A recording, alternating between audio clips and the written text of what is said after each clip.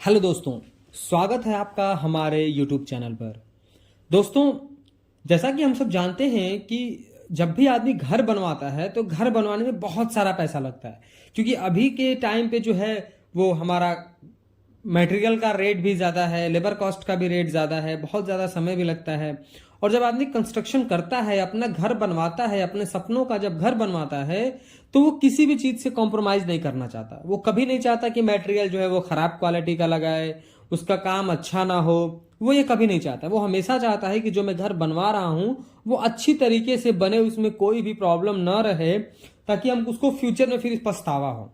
लेकिन क्या हो कि आपके मिस्त्री, आपके ठेकेदार या फिर आपके सुपरविजन में इस तरीके की कुछ कमी रह जाए और आगे चल के, जैसा आपको वीडियो में दिखाया जा रहा है, कुछ इस तरीके का सीलन आपकी दीवार में देखने को मिले, या फिर आपके स्लैब में जो है कुछ सीलन देखने को मिले, तो कुछ ऐसे प्रॉब्लम्स हो जाते हैं। काम करते समय, काम करवाते समय कुछ ऐसी छोटी छोटी गलतियां करी जाती हैं जिनकी वजह से दीवार में सीलन आने लगता है और छत में भी डैम्पनेस सीलन आने लगता है। अब देखिए क्या है कि जब आपके घर में सीलन, अगर मान लीजिए कि सीलन आपकी दीवार में आ रहा है, जैसा कि आप इस वीडियो में देख रहे हैं, तो क्या है कि आपका प्लास्टर, पेंट, पुट्टी वर्क सब नुकसान हो जाता है। ये सब पपड़ी बन के निकलने लगता है। तो ये एक बहुत बड़ा नुकसान है, क्योंकि आपका प्लास्टर तो खराब हो ही रहा है, आपका पेंट और पुट्टी वर्क भी खराब हो रहा है अच्छी तरीके से। पहले तो पेंट पुट्टी ही खराब होगा, और अगर स्लैब में आ गया सीलन, तो देखिए स्लैब में आपने जो क्या है रेनफोर्समेंट डाल रखा है, तो अगर स्लैब में सीलन आएगी तो आपके स्लैब के अंदर जो स्टील लगा है वो उस स्टील को जंग लगेगा। और आप सब जानते हैं कि अगर लोहे में जंग लगेगा तो उसका जो स्ट्रेंथ वाली प्रॉपर्टीज है उसमें जो है कमी आएगी, वो नुकसान होगा, वो खराब होगा। और अगर सीलन या फिर डैम्पनेस अगर आपकी दीवार में ज्यादा आ रही है तो आपका बहुत और भी कुछ नुकसान हो सकता है, और उसके बहुत सारे रीजंस भी हैं। देखिए क्या है, वॉल में भी सीलन आ सकती है और स्लैब में भी आ सकती है। तो पहले हम क्या करते हैं कि वॉल को अच्छी तरीके से समझते हैं कि वॉल में जो है सीलन क्यों आती है। पहले तो आप ये चेक करें, अगर आपके घर के वॉल में सीलन आ रही है तो आप ये चेक करें, या फिर अगर आप कंस्ट्रक्शन ही करने जा रहे हैं तो इस चीज को चेक करें कि आपके घर के सामने से अगर कोई सीवर लाइन गया हुआ है, यानी कि नाला गया हुआ है, नाली गई हुई है, तो उससे जो है किसी तरीके का पानी लीक होकर के आपके कंस्ट्रक्शन में न आए।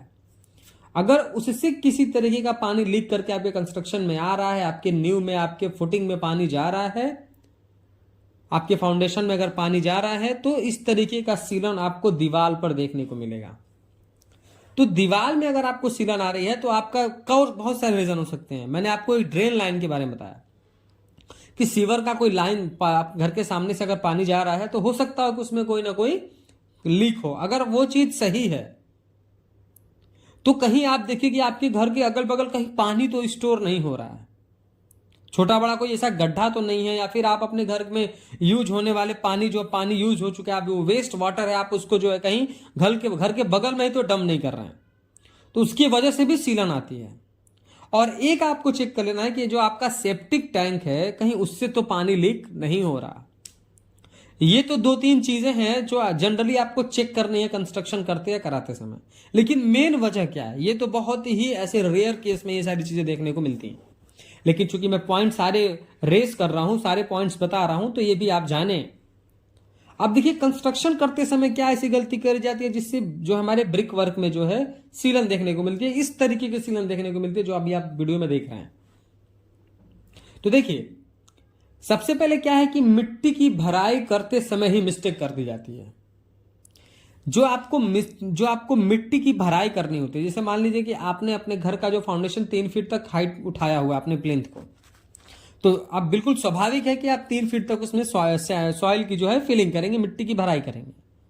पर आपको कभी भी मिट्टी की भराई जो है अपने प्लिंथ लेवल से 3 इंच 2 इंच नीचे ही करना होता है। जो आपने प्लिंथ बीम दिया हुआ है उससे 2 इंच 1.5 इंच 3 इंच नीचे ही रखना है। क्यों नीचे रखना है पहले वो समझिए।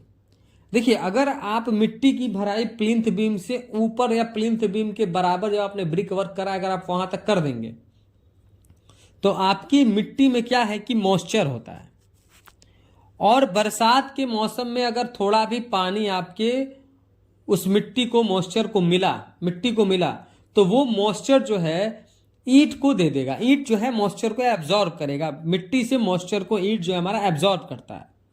और जब नीचे का एक ईंट जो है नमी को पाएगा, मॉइस्चर को एब्जॉर्ब करेगा, तो कैपिलरी एक्शन के थ्रू एक ईंट से ऊपर दूसरे वाले ईंट में, फिर ऊपर के तीसरे वाले ईंट में, इस तरीके का जो है पानी ऊपर की तरफ कैपिलरी एक्शन के थ्रू चढ़ता है और सीलन देखने को मिलती है।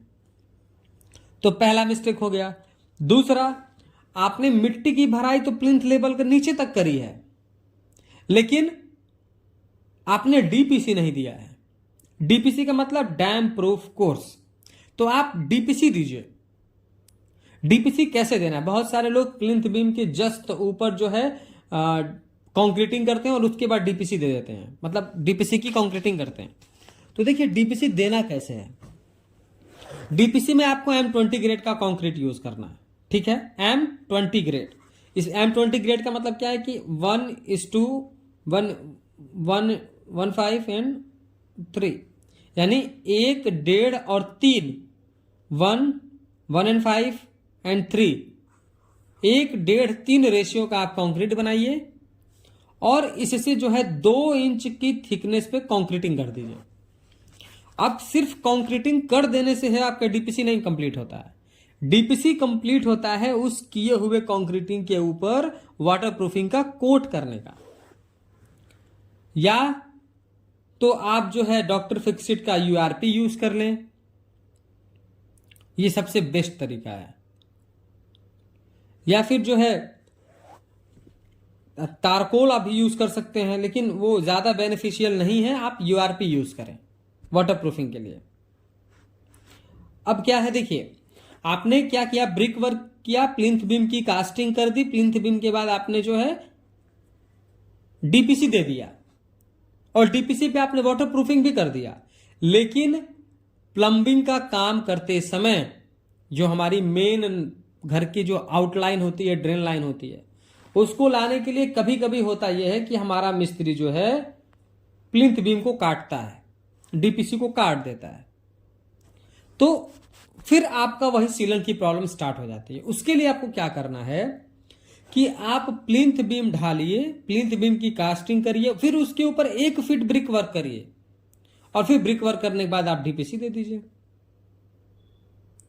तो इससे आपकी सीलन की समस्या लगभग खत्म हो जाएगी। तो आप इस चीज को करेंगे तो आप अपने ब्रिक वर्क में, यानी अपने दीवार पर आने वाले जो सीलन है उसको आप रोक सकते हैं। अब दूसरा बात करते हैं स्लैब के बारे में। जैसा कि आप वीडियो में देख रहे हैं कि बारिश के मौसम में यहां पर कितना सारा पानी नीचे की तरफ दिखाई दे रहा है। तो सबसे पहले आप समझिए कि जब आप स्लैब की कास्टिंग करते हैं तो आप वाइब्रेटर यूज करिए। वाइब्रेटर यूज करने के लिए क्यों कहा जाता है? क्योंकि हमारा जो कंक्रीट है उस कंक्रीट में ढेर सारे एयर वॉइड्स होते हैं। आपने कंक्रीटिंग करी, कंक्रीट अच्छी तरीके से अपनी जगह पर नहीं बैठा, उसमें ढेर सारे एयर वॉइड्स रह गए, और जब बरसात में पानी आया, छत पे पानी ज्यादा इकट्ठा हुआ, तो उसी एयर वॉइड्स के थ्रू वो पानी जो है आपके स्लैब में ट्रेवल करता है और सीलन की समस्या पैदा करता है। तो पहले तो आपको वाइब्रेटर यूज करना है छत की ढलाई करते समय, स्लैब की कास्टिंग करते समय। हनीकॉम्ब जो है नहीं होने चाहिए। देखिए अगर सीलन छत में आ रही है तो बहुत बड़ी समस्या है आपके लिए, क्योंकि छत में जो स्टील है और स्टील है आपका जंग खाएगा, तो फिर नीचे का आपका हिस्सा जो है वो टूट करके गिर जाएगा। तो आपको जो है स्लैब में और भी ज्यादा आपको प्रिकॉशन लेना है। तो पहले तो आप हनीकॉम्ब्स ना आने दें कंक्रीट में, तो उसके लिए वाइब्रेटर यूज करें। फिर उसके बाद क्या होता है कि आपके छत पर अगर पानी इकट्ठा हो रहा है तो भी जो है आपके घर में स्लैब में सीलन की समस्या आएगी। ये कैसे होता है? जैसे मान लीजिए कि आपने सबसे टॉप फ्लोर बना रखा है और बारिश में बहुत सारा पानी आ रहा है और पानी आपके छत पर इकट्ठा हो रहा है, तो वो जो पानी आपके छत पे इकट्ठा हुआ वो धीरे धीरे धीरे धीरे जो है कंक्रीट उसको एब्जॉर्ब करता है और सीलन की समस्या पैदा कर देता है। उसका उपाय यह है कि आप स्लैब पर स्लोप बनवाएं, पानी को जाने का रास्ता दें। अगर पानी स्लैब पर रुकेगा ही नहीं तो बहुत आसानी से अगर पानी निकल जाता है तो फिर स्लैब पर सीलन की समस्या नहीं आएगी। यानी कि अगर स्लोप मेंटेन नहीं किया गया है ड्रेन रेन वाटर को बहने के लिए, फ्लो करने के लिए, और वो रेन वाटर स्टोर हो रहा है आपके स्लैब पर, तो भी जो है आपको सीलन की समस्या आपके स्लैब में आएगी। उसके बाद सीलन की समस्या उस स्लैब पर आती है जहां पर दो स्लैब की ज्वाइंट्स होती हैं। तो स्लैब की ज्वाइंट्स में आपको क्या करना है कि बिल्कुल स्ट्रेट आपको ज्वाइंट्स, मान लीजिए कि आपने छत की ढलाई करी, कुछ अभी किया, पैसे का इशू है, कुछ आप बाद में करना चाहते हैं, तो बिल्कुल आप स्लैब एज पर ला करके खत्म ना करें, एक स्लोप में यानी एक हल्का टेपर में जो है आप स्लैब की कास्टिंग करके कोना जो उसका किनारा छोड़ें, ताकि कंक्रीट जब अगली बार आप कास्ट करें तो कुछ पुराने वाले स्लैब पर भी कंक्रीट आए। टेपर में आप जो है उसको कर सकते हैं। उसके बाद स्लैब की थिकनेस भी बहुत मायने रखती है। अगर आप 2.5 इंच 3 इंच, चूंकि ऐसे बहुत विलेज एरिया में देखा जाता है कि लोग 3 इंच भी स्लैब की कास्टिंग कर देते हैं, ये सब आपको नहीं करना है। आपको मिनिमम 5 इंच स्लैब की कास्टिंग करनी है। बहुत रेयर केस में आप 4.5 इंच तक कर सकते हैं, लेकिन आपको पूरी आप कोशिश करें कि स्लैब की थिकनेस 5 इंच से कम ना हो। तो अगर स्लैब की थिकनेस भी बहुत कम होती है तो थोड़ा भी पानी इकट्ठा होता है तो सीलन की प्रॉब्लम आने लगती है। तो ये कुछ पॉइंट्स थे सीलन से रिगार्डिंग। उम्मीद करता हूं दोस्तों कि ये वीडियो आपको पसंद आया होगा। वीडियो पसंद आया तो प्लीज वीडियो को लाइक कर दें, और अगर चैनल पर नए हैं, कंस्ट्रक्शन से रिलेटेड ऐसे ही इंफॉर्मेटिव वीडियोस इन फ्यूचर देखना चाहते हैं तो प्लीज चैनल को सब्सक्राइब करके बेल नोटिफिकेशन को ऑल पर प्रेस कर दें। Thank you.